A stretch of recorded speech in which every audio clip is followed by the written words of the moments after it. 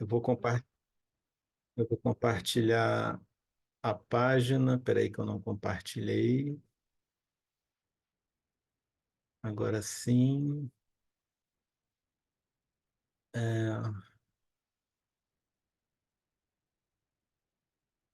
hoje a gente fala da segunda parte do Livro dos Espíritos, sobre a volta do espírito à vida corporal. Três tópicos, né? Faculdades morais e intelectuais do ser humano, influência do organismo e, no final, idiotismo e loucura. Tá? Então, a gente vai falar sobre isso no sentido do retorno do espírito à vida corporal, que é o nosso caso particular, né? Ou seja, nós ainda retornamos à vida corporal porque ainda estamos a caminho, ainda estamos aprendendo.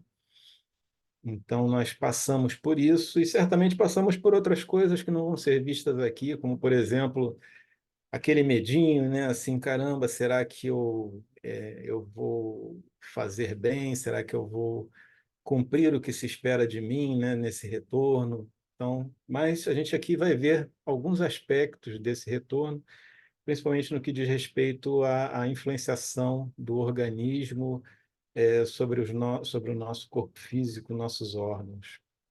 Então, começando com as faculdades morais e intelectuais do ser humano, e eu vou seguir na questão das perguntas, né, e respostas, embora nem Paulo, só um sempre. minuto. É Oi, porque não entrou em modo apresentação aqui. Eu não sei se não? você chegou a colocar. Não. Ih, caramba. Peraí, então eu tenho que sair, né? Peraí, eu tenho que sair, peraí.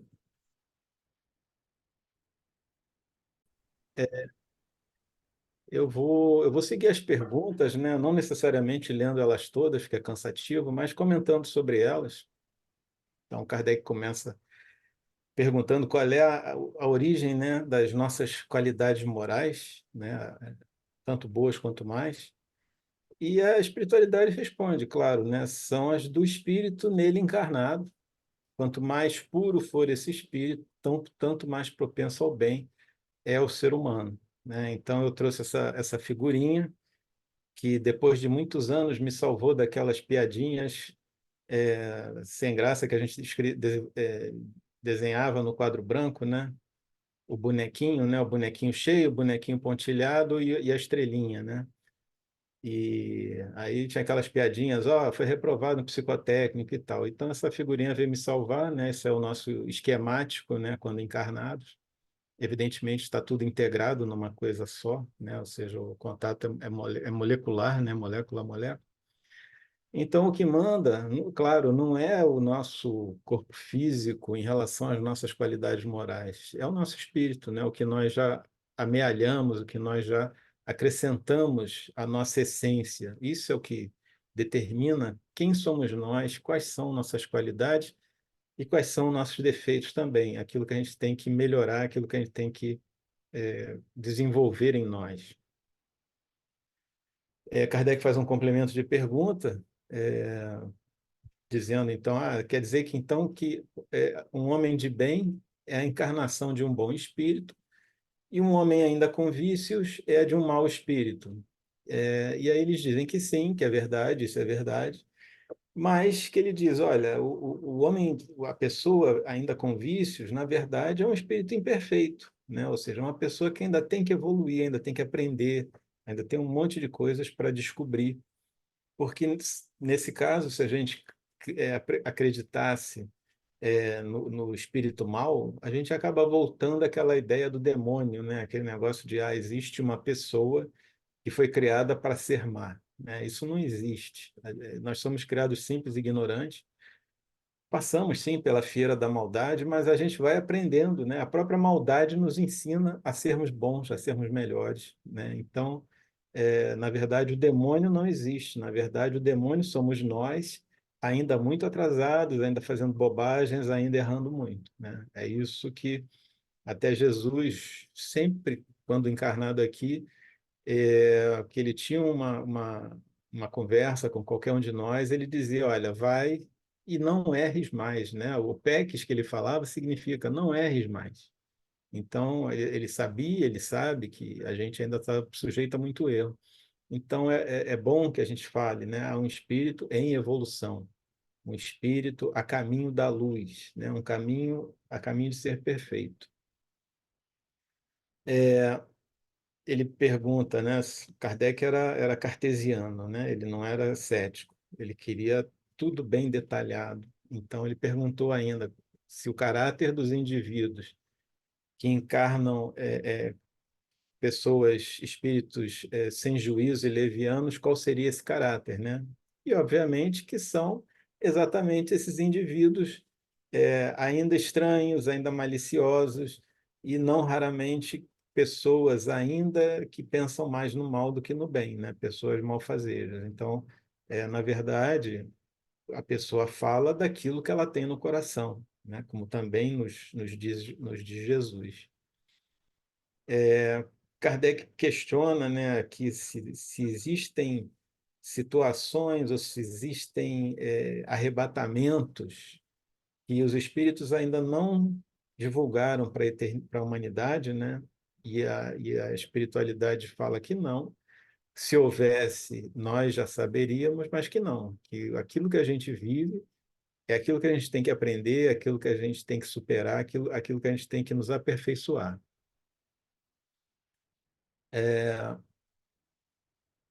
Questiona porque haviam correntes, né, que questionavam se uma pessoa era o resultado da encarnação de mais de um espírito, né? Então ele questiona, mas vem cá, o mesmo espírito dá à pessoa as qualidades morais e as da inteligência, como se nós pudéssemos ser um somatório de espíritos. E a resposta quando ela é muito afirmativa, muito breve, é quase que como é que eu vou dizer, uma definição da espiritualidade, né? Ou seja, ele diz sim, certamente, né? Ou seja, claro, em virtude daquilo que ele já aprendeu, daquilo que ele já evoluiu, daquilo que ele já conheceu, né? Então, determina o que ele se elevou, qual é a sua categoria, né? E ele diz, o ser humano não tem em si dois espíritos, nós só temos um espírito que é o mesmo, que está individualizado há milênios, e que nós estamos cultivando exatamente o nosso espírito, né? Esse é o espírito único, unívoco. Então a gente não tem mais de um espírito em nosso na nossa psicosfera.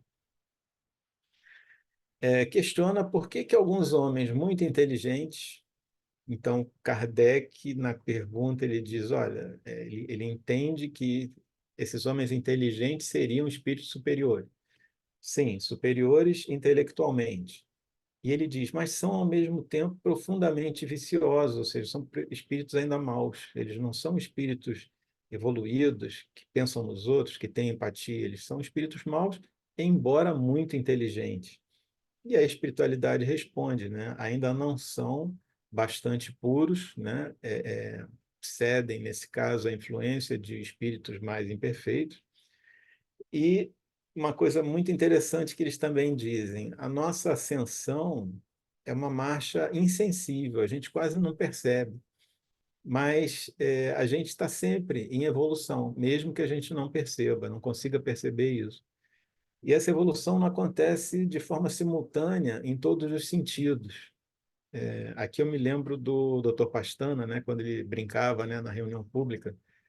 Ele falava assim: Ah, eu estou vendo aqui, muitos de vocês já têm os dois cotoquinhos, né, das asas do anjo, né, o intelecto e a moral. Então é aí que a gente cresce, né? Só que muitas vezes, numa determinada encarnação, a gente se adianta mais no intelecto, e em outra a gente se adianta mais na moralidade, ou na sabedoria, ou na amorosidade, né, como vocês queiram entender. Evidentemente, num mundo ainda de provas e expiações, a caminho da regeneração, o nosso desenvolvimento inicial ainda é o intelectual. O intelectual é o que puxa o carro, né? É a locomotiva, é o intelectual. Então, a gente vê isso nas grandes descobertas do ser humano, que foram usadas inicialmente para subjugar outros povos, outras pessoas. Então, a própria fusão atômica, né, fissão atômica, acabou não, já está até no streaming, né, o filme sobre Oppenheimer, a fissão nuclear ela foi usada inicialmente para a guerra, né? Então, depois é que foi descoberto o uso da radioatividade para tratamento radioterápico e usar de uma maneira positiva essa energia tão grande, tão violenta que a gente não conhecia até anteriormente. Então, essas aí são as duas asas do anjo, né? Conforme falava o Dr. Pastan, ao intelecto e à moralidade. E nós, segundo ele, muitos de nós já tínhamos os dois cotoquinhos nascendo. Na questão 366, e aí ele volta, Kardec volta a falar da questão da multiplicidade de espíritos, né? Que a gente poderia encarnar, na verdade, sendo o resultado de uma multiplicidade de espíritos. E aí a espiritualidade fala, né? Olha, isso aí, se você pensar, você vai ver que é absurdo, né? O espírito individual, que somos nós temos que ter todas as aptidões, né? E outra coisa, para a gente caminhar, para a gente progredir, a gente precisa da nossa vontade. Se nós tivéssemos mais de um espírito em nós, poderia ser que a gente cometesse um crime e dissesse, não, mas eu não sou culpado. Quem foi culpado foi o Zé, que agora não está aqui, mas foi ele que fez o crime. Quer dizer, não rola, né, gente? É um absurdo total. E outra coisa, a vontade é única. Então, o espírito tem ou não a vontade de ir caminhar, de aprender, de evoluir. Não basta a gente chegar e dizer, ah, não, hoje eu não estou afim e tal. Quer dizer, a gente até pode dizer, hoje eu não estou afim. Mas a gente não pode jogar esse não estou afim em outra pessoa. Somos nós os responsáveis pela nossa caminhada. E eles continuam dizendo, se nós fôssemos um agrupamento de espíritos, a gente careceria exatamente disso, a gente não teria individualidade, porque, na verdade, quando a gente desencarnasse, aquele bando de espíritos que estaria em nós, que não é o caso, sairia um para cada lado, cada um tendo feito uma coisa, cada um tendo se responsabilizado por uma coisa, e nenhum de nós teria evoluído, né? Nenhum de nós teria aprendido nada. A gente passa então para o segundo tópico, que é influência do organismo, né? Ou seja, como o organismo influi sobre o nosso espírito, né? Sobre a nossa alma. E Kardec começa perguntando se, ao se unir ao corpo, o espírito se identifica com a matéria, né? E a espiritualidade coloca de uma forma bem clara que essa matéria, que é o nosso corpo físico, é apenas um envoltório do espírito, como a roupa é o envoltório do nosso corpo, né? Ou seja, de noite, antes da gente ir tomar banho, antes de dormir e tal, a gente tira a roupa, vai tomar banho, ou depois de tirar a roupa, vai dormir, vai colocar um pijama, se for o caso. A roupa é apenas um envoltório, a roupa não somos nós, né? A roupa é o que a gente veste e é o que a gente despe. Então, a matéria é o envoltório, na verdade, quem manda, quem toma a decisão é o espírito. E quando a gente está encarnado, o espírito conserva exatamente os atributos da natureza que ele conhece, que é a sua natureza espiritual, aquilo que ele já aprendeu, aquilo que ele já conhece.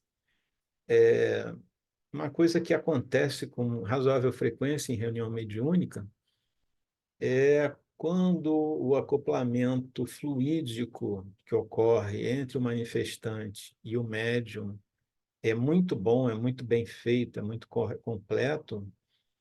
Se o espírito é mais assim, nosso irmão é mais materialista, ou seja, ele gosta muito do plano material, né? Ele gosta muito das coisas do plano material, e ele se sente, vou botar aqui com muitas aspas, né? Vestindo um corpo humano, vestindo um corpo de carne, muitas vezes eles manifestam essa alegria, esse gozo, né? De dizer, ah, como é bom estar de novo na carne, né? Evidentemente, ele está se manifestando através de um médium ele vai manifestar o quê? A sua natureza espiritual. Ele não evolui porque ele está se manifestando através de um médium. Sim, o médium simplesmente empresta a ele um veículo para que ele se comunique. Kardec questiona se após a união com o corpo, o espírito tem liberdade plena, né? Ou seja, em termos de suas faculdades, as suas faculdades espirituais se manifestam com liberdade plena estando encarnado. E aí a espiritualidade fala que depende dos órgãos que servem de instrumento ao espírito, né? Isso depende da qualidade desses órgãos que servem de instrumento ao espírito. Deixa claro isso, a grosseria da matéria as enfraquece, né? Então a gente se lembra de duas situações, né? Uma que André Luiz nos narra sobre encarnados que foram assistir ou estavam fazendo cursos no plano espiritual e André Luiz diz assim que a diferença que ele via, né? Que ele constatava entre o espírito desdobrado, na verdade a pessoa estava em casa dormindo, o espírito dela desdobrava, ela ia assistir o curso no plano espiritual.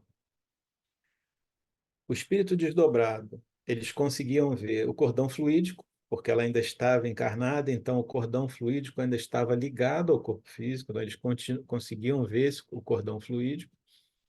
E a outra coisa que ele notava era a rapidez de raciocínio, que mesmo estando desdobrado, mesmo estando o corpo físico longe e o espírito acordado, pleno, no plano espiritual, como ele ainda estava ligado ao cérebro físico, o cérebro físico servia como uma espécie de amortecedor. Então, o raciocínio dos encarnados desdobrados no plano espiritual era muito mais lento do que o raciocínio dos desencarnados que estavam assistindo ao mesmo curso ou ao mesmo seminário. Tá? Isso é uma coisa muito interessante.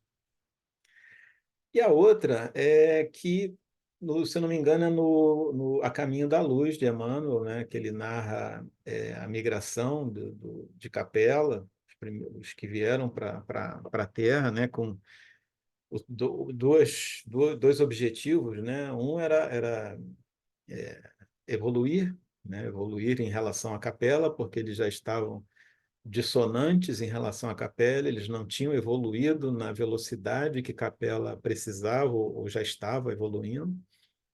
E a outra era que eles iriam alavancar seus irmãos em humanidade aqui no planeta. Então, uma das observações que Emmanuel fala é que se nós víssemos os corpos em que eles encarnavam, nós ficaríamos horrorizados, né? Essas são as palavras de Emmanuel. Umas reuniões atrás, lá no CEAS, numa reunião presencial, eu coloquei a foto do fóssil, né, da Lucy, que é a nossa antepassada comum.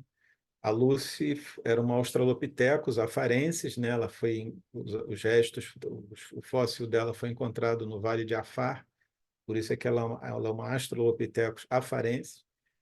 Ela tem 3,18 milhões de anos, né? Ela viveu há 3,18 milhões de anos, mas ela, assim, era quase que um símio, né? Era uma pessoa assim com um cérebro pequeno, embora já andasse ereta, já andasse sobre as duas pernas e já tivesse os pés como nós temos, né, de seres humanos atuais. Já era um ser humano, né? Um ensaio de ser humano.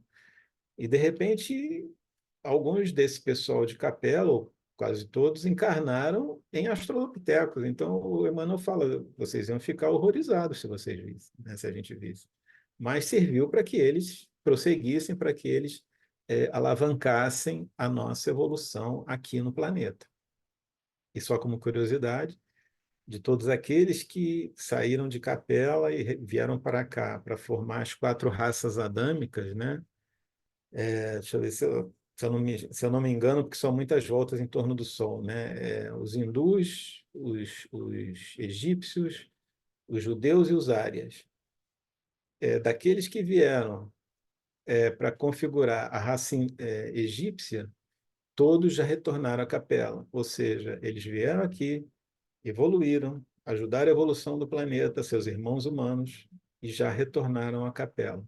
Então, aquela ideia do paraíso perdido, né, vem exatamente deles. Eles sonhavam, né, ou se lembravam de capela e diziam: eu tinha o paraíso, eu vivia no paraíso, né? Eu fui expulso do paraíso. Então, eles vieram para cá em condições muito duras, muito difíceis, para a evolução pessoal e para ajudar a evolução de seus irmãos recém-criados aqui no planeta. Tá bom? Kardec faz uma pergunta complementar. Se o nosso corpo físico é um obstáculo à livre manifestações da faculdade do espírito, e ele ainda faz uma comparação, como um vidro opaco é um obstáculo à livre radiação da luz. E aí a espiritualidade fala, mas é um vidro muito opaco, não é pouco opaco. Então, quando a gente está encarnado, o nosso espírito fica muito restrito, fica muito incapaz de se manifestar de uma forma ágil, como ele tem quando nós estamos na situação de desencarnados. Kardec comenta sobre isso. Ele faz uma outra comparação, onde ele compara, na verdade, como se uma pessoa que estivesse num charco lodoso e que perde a liberdade dos movimentos, né? Eu coloquei essa foto do escafandro, porque para mim o escafandro é uma situação como essa, né? Ou seja, a gente perde a capacidade de movimentação, a gente fica meio duro, né? Fica assim, sem ter muita agilidade, a gente fica mais lento, né? Sem poder se mover com agilidade, com presteza, né? Então, eu fiz essa comparação também pela imagem. Kardec questiona se esse livre exercício das faculdades está subordinado ao desenvolvimento dos órgãos, e a espiritualidade fala que, na verdade, os órgãos que são instrumentos de manifestação da alma, né? Ou seja, não é o contrário, né? Ou seja, os órgãos se manifestam, o espírito se manifesta através dos órgãos. Evidentemente, essa manifestação está subordinada ao desenvolvimento e ao grau de perfeição dos órgãos, né? Então, ele até compara a excelência de um trabalho pode estar sujeita a uma ferramenta que seja própria à sua execução. Hoje em dia, a gente tem situações, por exemplo, até no plano médico, no plano tecnológico, em que os robôs atuam com muito mais precisão, com muito mais destreza do que um ser humano. Então, muitas cirurgias hoje em dia já são feitas com robôs, exatamente porque o robô tem uma precisão e uma precisão pontual, assim, milimétrica, né, de atuação. Então, aquilo, um ser humano ia ter mais dificuldade. Da mesma forma, por exemplo, tem circuitos impressos que a mão humana não consegue fazer mais. Aqueles circuitos impressos são tão complexos, tão pequenos, né, tão reduzidos, tão minúsculos, que aquilo só um robô com precisão minúscula é capaz de fazer. Os nossos órgãos são uma capacidade de manifestação do espírito, né? São uma capacidade de manifestação de nós mesmos. Kardec continua se da influência dos órgãos, se a gente pode deduzir a existência de uma relação entre o desenvolvimento do cérebro e das faculdades morais e intelectuais. E aí a espiritualidade responde para a gente não confundir efeito com causa, né? O espírito tem sempre as suas faculdades que lhe são próprias, e não são os órgãos que dão as faculdades, mas sim o próprio espírito, né? O próprio espírito é que impulsiona o desenvolvimento dos órgãos. Então, eu coloquei aqui que seria uma simulação de um homem de Neandertal, né, de mais ou menos 150 mil anos atrás. E esse rapaz feioso aí, né, que, embora feioso, está bem melhor do que o homem de Neandertal, né? Ou seja, nós, ao longo do tempo, nós fomos evoluindo também, né? Nosso espírito, ele vai evoluindo, vai aprimorando. Então, hoje nós somos não mais Homo sapiens. A ciência nos designa como homo sapiens sapiens, né? Ou seja, já estamos um caminhar à frente do próprio Homo sapiens. Então, na verdade, as nossas faculdades como espírito, né, que impulsionam o desenvolvimento dos órgãos. Nessa questão que eu falei para vocês de Emmanuel, que a gente ficaria horrorizado se visse os corpos que esses espíritos encarnaram lá no início, né, na migração de Capela, a gente pode até pensar em termos da destreza manual, né, da destreza intelectual, ou seja, eles estariam até limitados pelo próprio corpo físico em que eles tinham que reencarnar. Kardec faz uma série de comentários, né, a respeito disso, e ele, com muita sapiência, né, ele nos fala que se essa faculdade espiritual estivesse nos órgãos, nós seríamos uma máquina sem livre-arbítrio, sem responsabilidade. Por quê? Porque a responsabilidade estaria nos órgãos. Se o órgão não tivesse bem feito, a gente não tinha culpa de estar fazendo mal feito, né? Faz outra comparação, dizendo: olha, então os maiores gênios, os maiores sábios, os maiores poetas e artistas só seriam grandes porque o acaso havia lhe dado o quê? Órgãos especiais. A gente sabe que não é assim, né, gente? A gente sabe que o espírito evolui, né, passo a passo. Considera que essa hipótese é ainda mais absurda se a gente considerar as qualidades morais, que isso é uma aquisição nossa, individual, única, ninguém consegue evoluir por nós, nós não evoluímos por ninguém, e fecha considerando que os nossos órgãos recebem a marca, a feição das nossas faculdades enquanto espíritos. E aí a gente passa para o último item, que é o idiotismo e loucura. Né? Aqui a gente está falando de uma loucura. A gente vai ver que a gente não está falando da loucura no que diz respeito à subjugação, obsessão. A gente está falando loucura em relação à má formação congênita. Tá? Então, a questão se há fundamento em se entender que a alma dos mentecaptos e dos apalermados é de natureza inferior. E a espiritualidade fala, né? Nenhum são almas humanas, não raro mais inteligentes do que a gente supõe, mas estão momentaneamente sem possibilidade, sem meios de se comunicar. E aí faz analogia da mesma forma que o mudo sofre da impossibilidade de falar, mas são almas humanas, são espíritos humanos, né? Estão numa situação difícil, uma situação diferente, mas são almas humanas. Isso aí me lembra, voltando aqui, me lembra a questão da eugenia, né? Ou seja, vamos matar todos, vamos acabar, aniquilar com os mentecaptos, com os apalermados, porque eles não são seres humanos. Gente, a resposta tinha sido dada quase 100 anos antes. Né? Então, são almas humanas. Aí, Kardec, mas vem cá, qual é o objetivo da providência quando cria pessoas nessa situação? E aí a espiritualidade responde, né? Aqueles que estão nessa situação, na verdade, estão sujeitos a uma punição por algum motivo, né? Nós não sabemos qual é esse motivo, mas existe um motivo.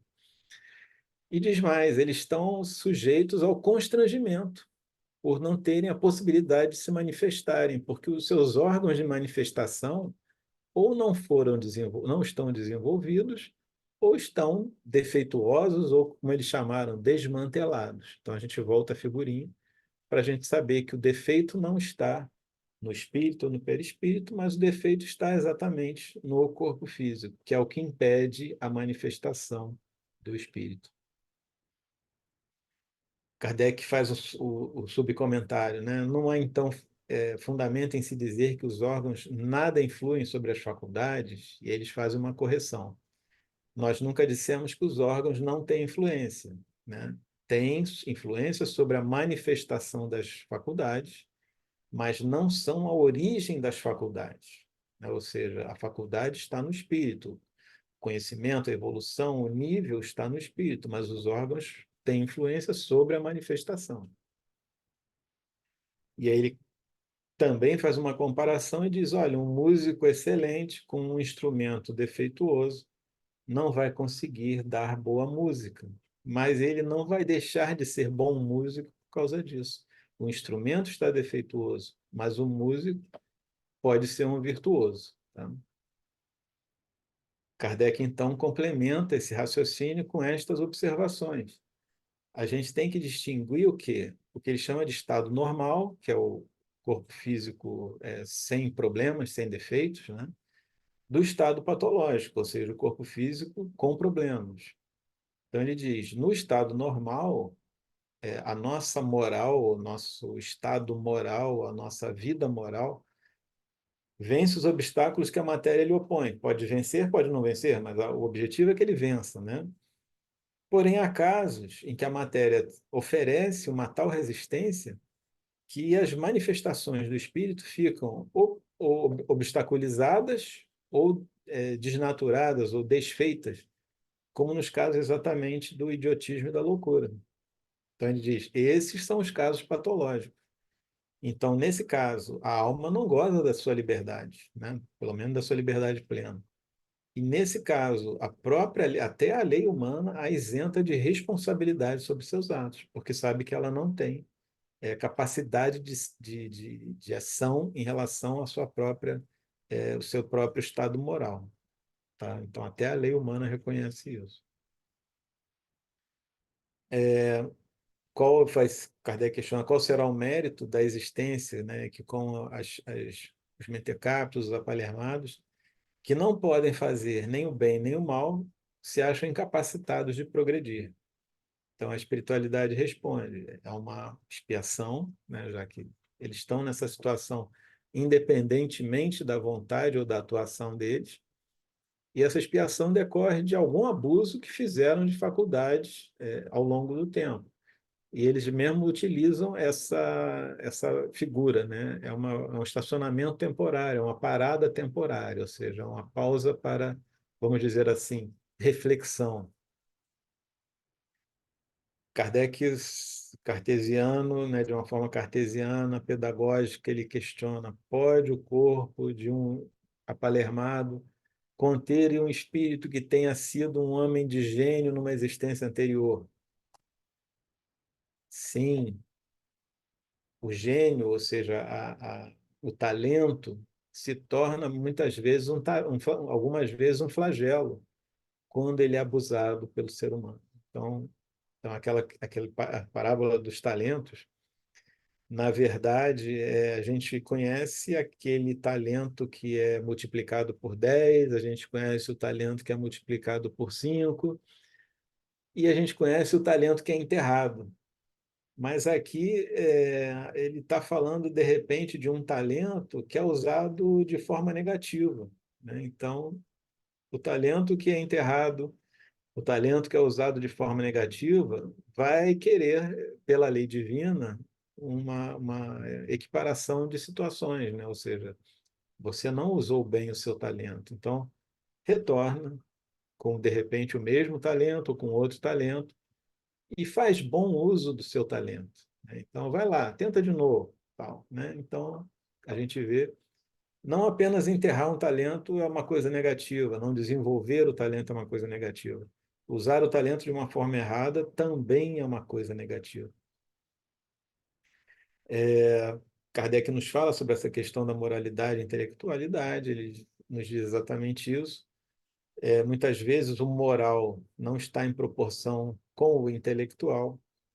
Então, muitas vezes, as pessoas com excelente intelecto são moralmente deficientes e aí elas criam dívidas para elas mesmas, ou seja, elas vão ter que, elas perturbaram a lei, elas desequilibraram a lei e elas vão reequilibrar a lei, né? Então, vão ter que, de alguma forma, fazer esse reequilíbrio da lei.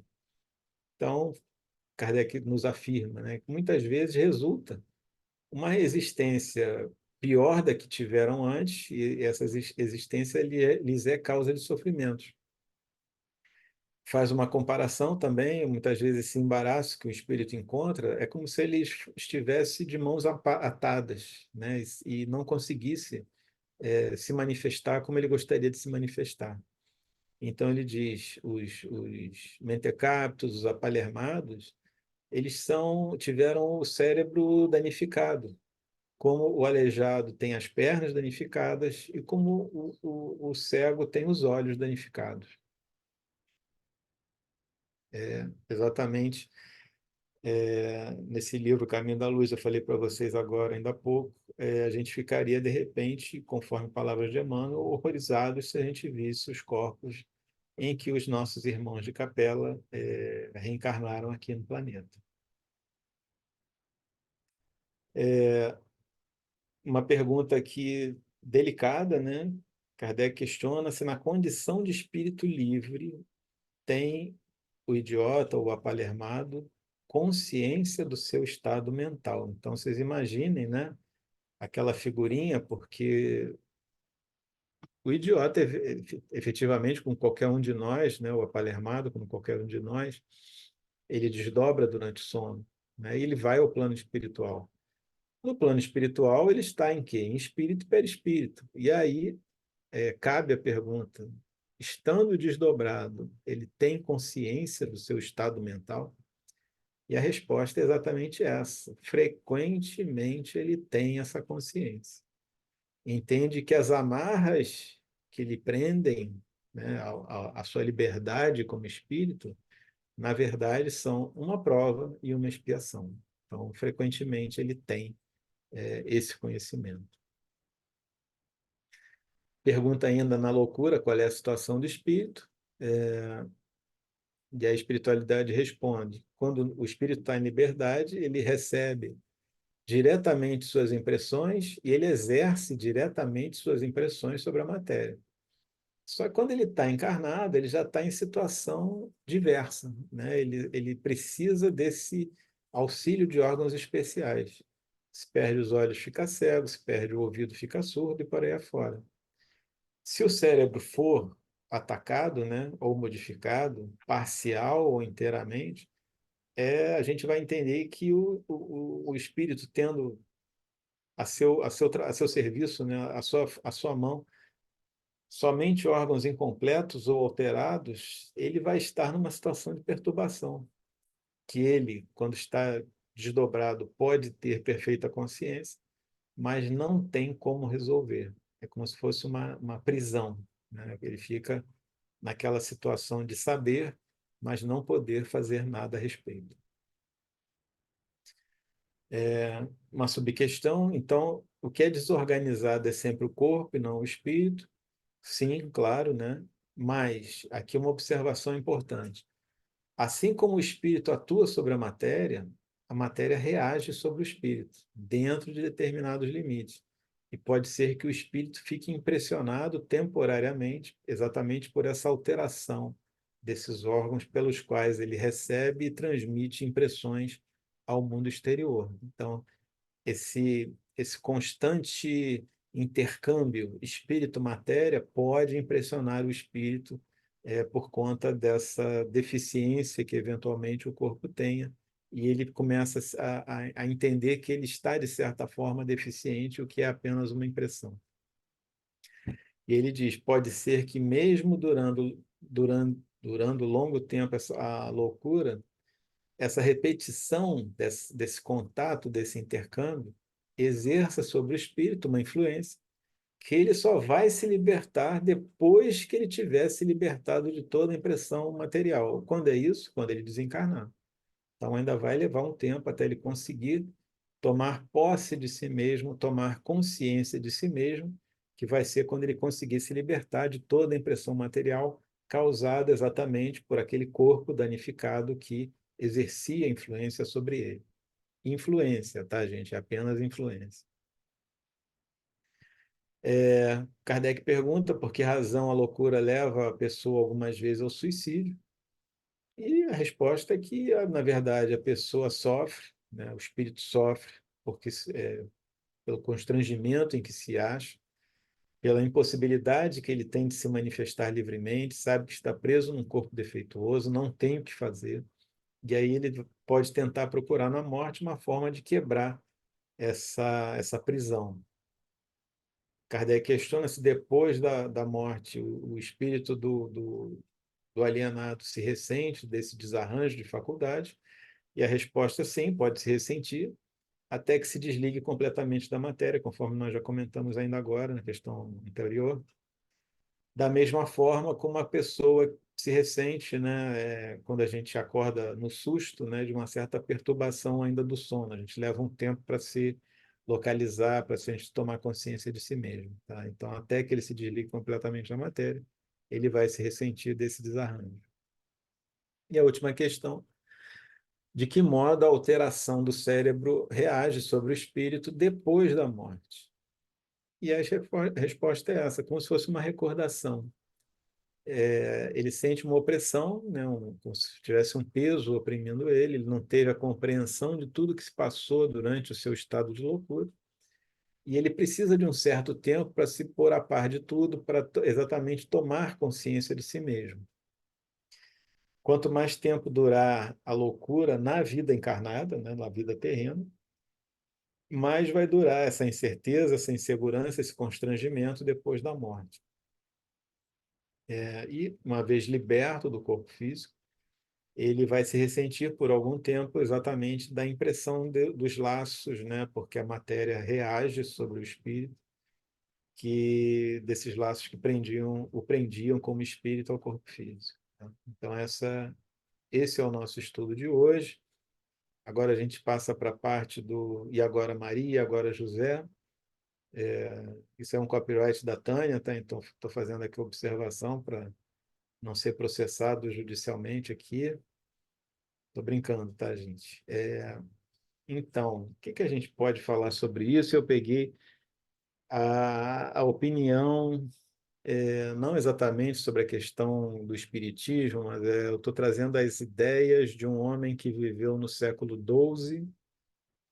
E quanto mais eu conheço sobre ele, mais eu admiro, mais eu tenho vontade de estudar sobre ele, ver como ele viveu, como ele pensou, que eu acho que ele foi uma pessoa muito bacana.